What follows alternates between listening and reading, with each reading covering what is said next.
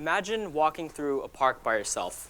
It's sunny, it's nice and windy, and in the distance you see kids running through the field with their parents, bonding and cherishing their time with one another.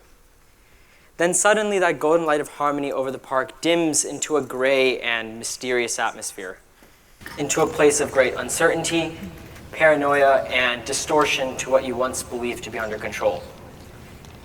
Now, in that continual void, you're presented with two options. One, you reject this new reality and desperately make any attempts to return to the past. Or two, you accept that you're not in control and utilize your surroundings to get out of the situation. So which option do you choose? Oftentimes, our most vivid memories stem from the events we least expected to occur. And in a similar situation back in October of 2020, I chose to go down the pathway of option one. During a normal checkup, my doctor administered an antibiotic which they believe could help boost my body's defense mechanisms in the event that I ever got infected with COVID-19. However, the very opposite occurred when my body rejected the antibiotic and my skin began to flood with hives all over the place. Turns out, the antibiotic contained the steroid penicillin, a substance that I was unknowingly allergic to. Now, in my mind, I'm thinking, seriously? Of all the times to get an allergic reaction, it had to happen now? It's my junior year of high school. I have all these AP classes to deal with. I have more assessments than I can count coming up. I have to fulfill my duties in these numerous clubs. And with the cherry on top, finals are right around the corner. So getting an allergic reaction should have been the least of my concerns. On our way back from the urgent care, my parents reassured to me that the symptoms would go away within the next few days. However, I soon began to develop an unrelenting sore throat which cascaded the swelling of my tonsils to the point where I wasn't able to eat, speak, or even breathe properly. At another clinic we visited, the doctor told my parents, if he has COVID, we can't treat him here. After hearing that statement, the reality of the situation started to sink into my mind. Everything was a blur, and the only thing I could really hear were the echoes of the troubling questions that my parents had for the doctor.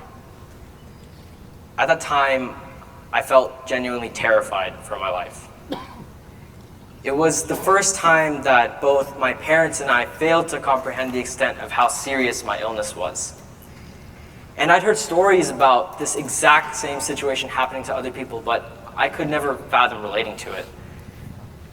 And so I started to ask myself questions that only added to my tensions. Would this accelerate into something more? Will I be okay? How will I ever recover from this? Thankfully, it wasn't COVID, but the question still remained as to what I had. As I continued to do what I could to treat the symptoms, eating hot soups, having my daily medicine, trying the self-remedies made by my parents, things still became worse. Ways of expressing my thoughts and feelings with my family were limited to showing the messages that I'd write on the Notes app. And one symptom that I never experienced prior to this illness was this feeling of restriction. Not being able to speak during one of the most challenging moments of my life felt as though someone had forcefully locked a muzzle over my mouth and just threw away the key. Alongside this, swallowing any food, whether it was a solid or a liquid, became excruciatingly painful with each mouthful. Every muscle in my body just collectively cringed when trying to finish a simple meal. My favorite foods became my worst enemies, and my brain had somehow convinced my body that rejecting food was okay. To try to escape the pain, I pushed away the meals that my parents had prepared for me and only relied on liquids and a couple slices of bread at a time. Regardless of the method, my mind and my body yearned to go back to the way things were. Without pain, without a constant struggle to function, and without the overarching sensation of feeling lost. While I believed I was doing myself a favor by not eating as much, turns out I was actually inhibiting my recovery. And the repercussions of my actions caused me to lose over 12 pounds in just 1 week. At a certain point, treating the symptoms became too demanding on my body, so for the first time, I was admitted to the hospital at Hoag Medical Center. During my visit to the hospital, it was probably the most amount of injections I've ever had to endure. Over the next 3 hours, I received a total of 12 blood tests, and the reason for this was that the doctors had to rule out all the other possibilities of what the virus could be. And as a kid who used to be terrified of needles, sometimes to the point where my parents had to call the nurses to keep me from running out of the doctor's office, I'd say I handled that pretty well, all things considered. The doctor gave me numbing medicine for my throat, and for the first time in weeks, I was finally able to communicate my thoughts without relying on others to read the messages that I'd write on my phone. In that time, things felt like they were finally lightening up. My symptoms had momentarily subsided, I could speak again, and I was able to eat the hospital food without difficulty. Suddenly, the doctor came in and told me that I would be transferred to Ch Medical Center. And there I was again, hit in the face with this uncertainty of what will happen. As we reached the facility, my dad opted to stay by my side overnight to watch my progress. During our week-long stay at Ch, it was a constant routine of tests, checkups, and daily administrations of medicine. The numbing medicine for my throat had subsided, and I was back on the road for a painful recovery. As I slowly regained the ability to swallow solid foods, my dad would always smirk at me as he opened the variety of burgers and salads and Indian food that he'd get throughout the day, while there I was just staring at him, getting all my nutrition from an IV fluid. But despite how my body felt, the one thing that stuck with me in the hospital were the interactions that I have with my friends and family. Every morning as I got up, my dad would always be there by my side to be the hand I could hold for support as I walked across the room. My grandparents, despite living thousands of miles away in India, would stay by my side for hours at a time over FaceTime, checking on how I was feeling, offering me advice, and telling me about their own journeys throughout life. My mom and my brother being the vital sources of humor that I could depend on.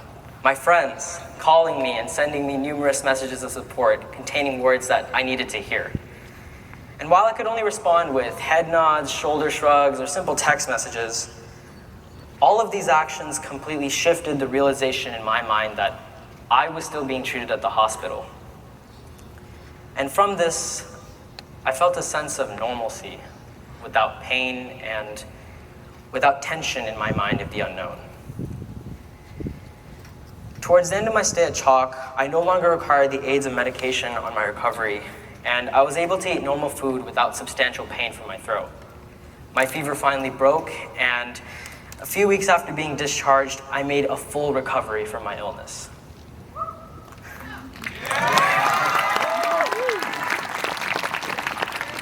Now, at the beginning of this talk, I asked you which option would you take if suddenly your world was drastically altered by causes completely out of your control. The first one was denying the reality and trying to escape to the past, and the second one was to accept that you're not in control and utilize your surroundings to move forward. From my journey, I learned to take option 2, to count on my surroundings such as my friends and family. The ones who support you through both your hardships and your triumphs. The ones willing to invest time into having your back, whether it's through cell phone calls or simple text messages. By relying on the essential people in my life, I gained the strength to arise from any predicament, including the battles that I have against myself. And so, to have faith in those who believe in your character is truly the antidote to any unknown circumstance. Thank you.